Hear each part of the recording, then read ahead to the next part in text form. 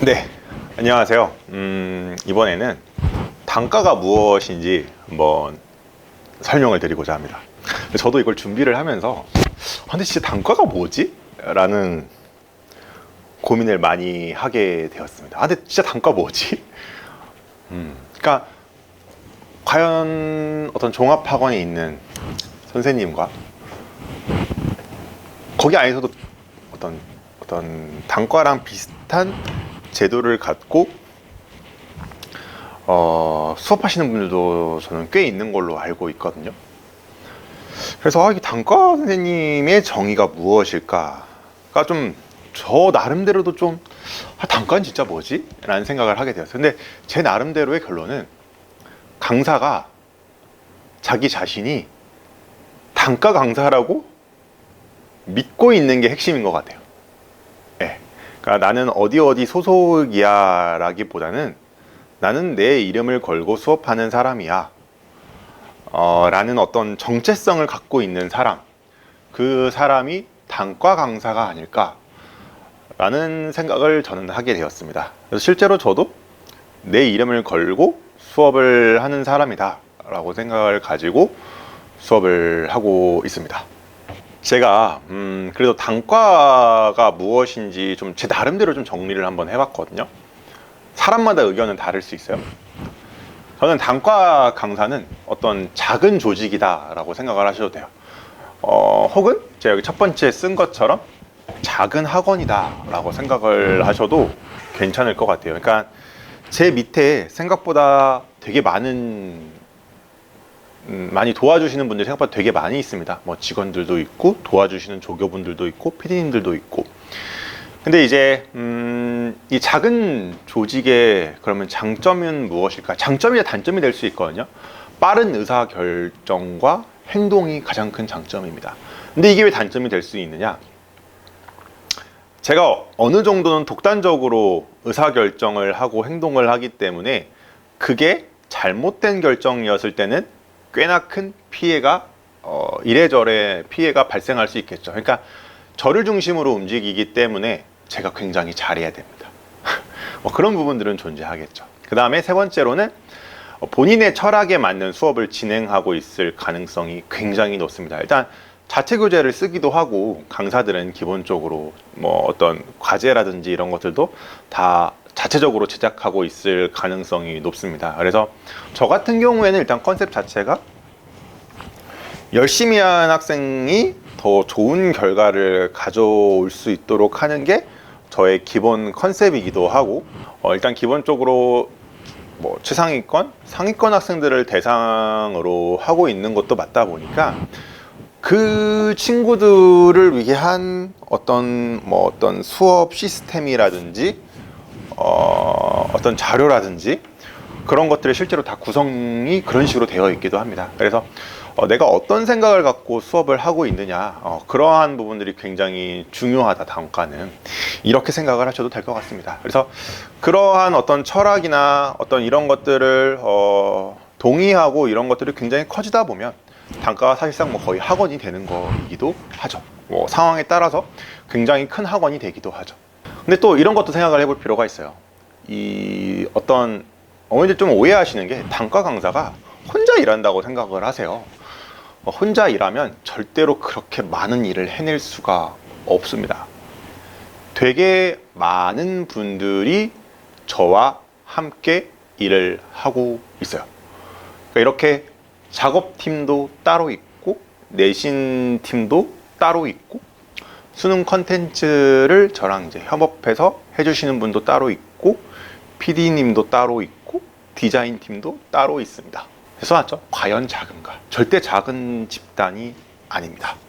굉장히 큰 집단이고 어머님들이 가끔 이런 이야기를 하세요. 단과는 한 반에 학생이 너무 많다. 근데 많아야만 해요. 학생 한 명 한 명에 대해서 들어가는 비용이 어마어마합니다. 어머님들이 무엇을 상상하시든 그 이상의 비용이 든다 라고 생각을 하시면 될 것 같아요. 학생 한 명 한 명에 대해서 투자가 결국에는 굉장히 많이 이루어지는 구조입니다. 내신 서술형 채점, 문제 제작팀, 클리닉팀. 특히 이 문제 제작에 비용이 굉장히 많이 듭니다. 아직 졸업생 분들인데 이때만 해도 아직 수지고는 완전 빛나고 있는 친구들이라서 수지고 친구들이 문제 제작에 굉장히 많은 힘을 쏟아주고 있어요. 감사하게도. 네. 그래서 단과라는 거는 그 한 강사만 학생들 눈에 어머님 눈에 보이지만 거기 어떤 일종의 빙산의 일각이라고 해야 될까요? 저를 도와주는 분들이 사실 굉장히 많이 있습니다. 그래서 단과 강사분들이 열심히 하는 데는 다 이유가 있어요. 그만큼의 비용이 매달 생각보다 굉장히 많이 발생이 되기 때문에 그걸 또 채워 넣기도 해야 되고 그런 부분들이 존재하기 때문에 굉장히 타이트하고 스트레스가 굉장히 심한 삶을 사는 것도 맞는 것 같아요. 그래서 그 단과라는 것을 너무 이렇게 겉모습으로만 보시면 안 됩니다. 네, 그렇게 쉬운 게 뭐 어떠한 것이든 뭐 쉬운 게 어디 있겠습니다만 단과라는 걸 했을 때 어떤 한 강사, 한 개인이 무언가를 운영하고 이렇게 된다라고 막연하게 생각을 하시는 분들이 꽤 있는데 절대 그렇지 않다라는 것을 조금 말씀을 드리고 싶었어요.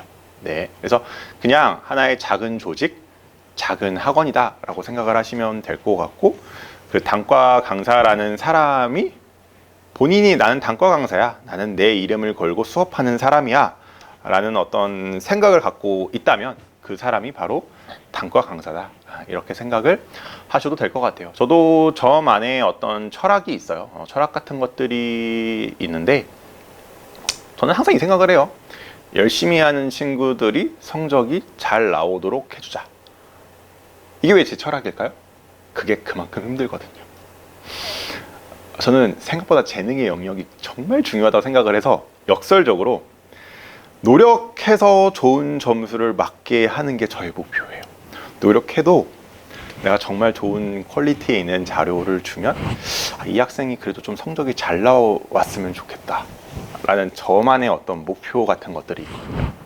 그러니까 저는 재능이 굉장히 중요하다고 생각을 하지만 역설적으로 재능이 조금 부족해도 너가 좋은 성적이 나왔으면 좋겠어 라는 생각을 갖고 있는 사람이다.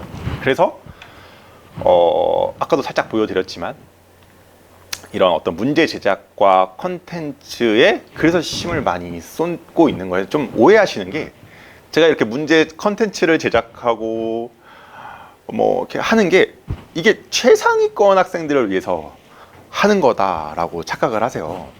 근데 사실 제가 원래 이렇게 문제 제작을 하게 된 계기가 있었어요. 제가 처음부터 최상위권 학생들 가르친 거 아니에요. 저 3, 4등급 학생들 가르쳤었거든요, 초반에. 근데 걔네들이 성적이 너무 그러니까 좀 쉽게 안 오르니까 제가 너무 스트레스를 받은 거예요. 그래서 얘네들 어떻게 하면 성적을 나오게 할 수 있을까를 고민을 하다가 그래, 그럼 내가 자체 제작한 자료를 주자.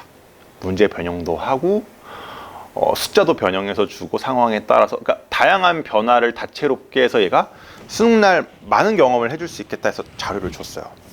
근데 그에 따른 결과가 제 생각과 좀 많이 달라졌어요.